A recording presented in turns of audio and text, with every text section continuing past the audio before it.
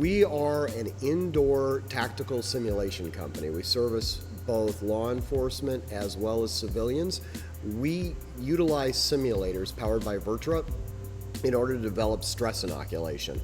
It's very, very similar to being at a live fire range. In fact, we use real firearms. They've been modified for use in our simulators to just deploy a laser beam.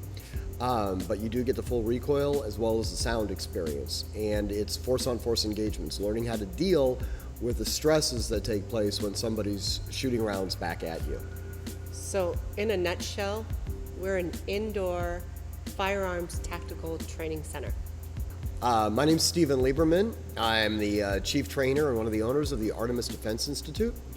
We're located in Lake Forest, California, and this is my wife, Sandy. She's one of the other owners.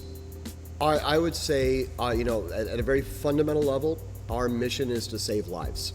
Okay, when you have a law enforcement officer or an armed civilian, and they're dealing with the stresses of armed combat, their critical decision-making skills usually deteriorate substantially. By placing one of these trainees in our simulators and being able to mimic those same stresses, they're able to better be able to deal with that and ideally prevail. Yes, it's open to anybody. I will tell you, the ideal candidate for us is the woman 25 to 45 who is thinking about purchasing a firearm and has virtually no firearms experience. We offer a number of different programs. We have what we call a certification program. Essentially, we wanted to take firearms training, which is quintessentially the American martial art. Okay, unfortunately, it's typically not taught in a martial arts format. It's typically done in a seminar-based format. You go to a class for 6 hours, and you put your gun away, and you don't touch it again for another 9 months. We wanted to create a system where people were coming in on a weekly basis. Firearms training, firearms usage is a perishable skill. All right. Personally, for me, after 48 hours of non-shooting, I can see a marked decrease in my abilities. Okay. I can't even imagine what I would be like if I went 9 months without shooting. And the reality is, most people will put their firearm away in the safe and not touch it for 9 months to a year. So, through that certification program, we encourage people to be in here on a weekly basis. That's a comprehensive program. That entails classroom, knowledge work, and discovery, as well as lab work. So hands-on experimenting in the lab. We also have what we call bulk purchases, where people are able to buy individual sessions in bulk and use it, as they want, and transfer it among other family members or friends. And that's a lab-only program where you only have access to the lab, but you have it at certain time frames, all based on reservations. And then we're going to be developing a membership program as well, and that will actually allow you to not only purchase time in the lab, we also have our FFL, so members will be allowed to purchase firearms. Well, the best thing to do is to come in and get a demonstration. Okay, you can actually see the place, see how our systems work, get the opportunity to actually shoot a couple of rounds onto a steel target so you can feel what the recoil's like. The next step after that is to begin one-on-one training sessions. It's extremely important for us to develop marksmanship abilities, okay? To be able to put lead on target in a stress-free environment is critical. One of the things that all of our instructors say, if in a stress-free environment you're shooting a target group like this, as soon as we introduce stress, target group extends to this, okay? If in a stress-free environment you're shooting like this, when the stress is, now you're shooting out to here, bullets are missing the target completely, okay? Prior to getting on the range, though, prior to getting into the lab, you do spend some time in the classroom setting to get acquainted to the vocabulary that is used here within the lab. That's absolutely true. Yeah, and we have a number of different, for lack of a better term, introductory programs. All of them are velvet glove treatment. We were very, we wanted somebody to come in and feel very, very comfortable, shooting. Safe. We have the same training or firearm safety rules that you would at a live fire range. can't have two different types of training protocols, one for here and one for a live fire range. So we do treat each gun as though they're loaded and capable of firing a live round, but we don't have to worry so much about an accidental discharge or anything like that. So.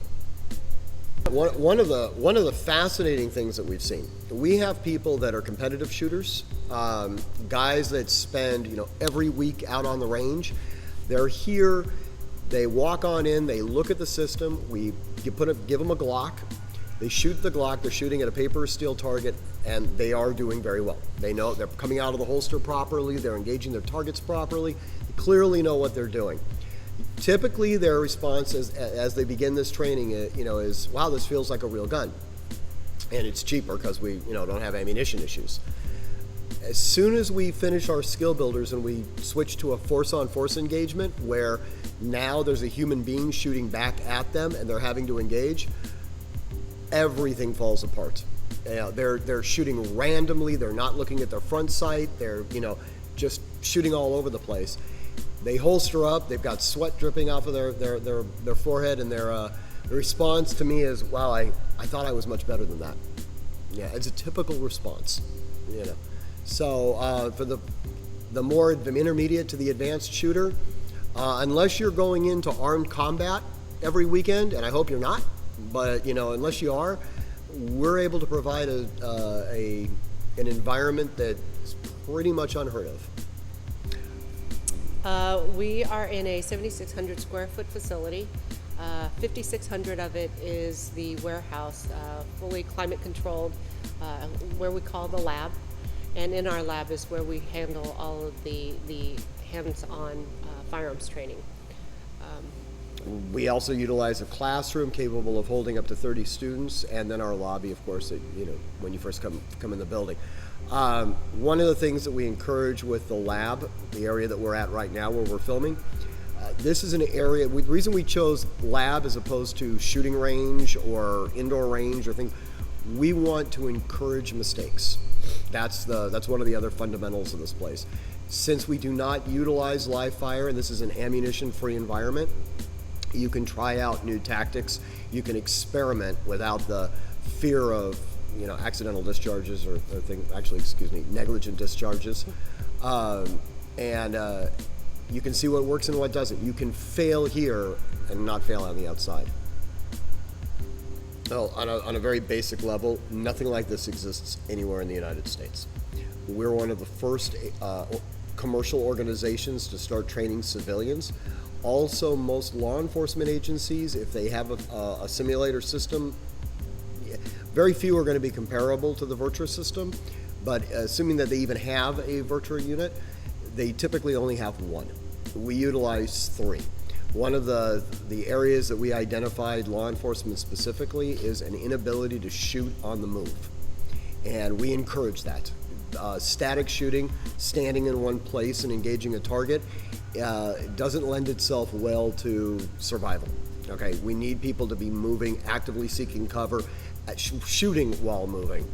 Utilizing all three systems simultaneously, going from simulator to simulator with the same firearm, doing weapons manipulations drills, removing magazines, inserting new magazines, engaging in targets, having magazine failures while engaged in targets, trying to seek cover, extremely important. Nothing like that exists, as far as we know, anywhere in the United States. That's the number one selling point.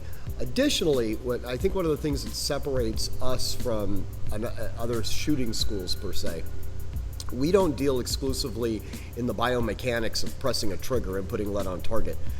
We focus on the psychological, the physiological, combat mindset, legal ramifications of use of force. I happen to be an attorney, so looking at the civil liabilities as well as the criminal implications that are involved in this is extremely important.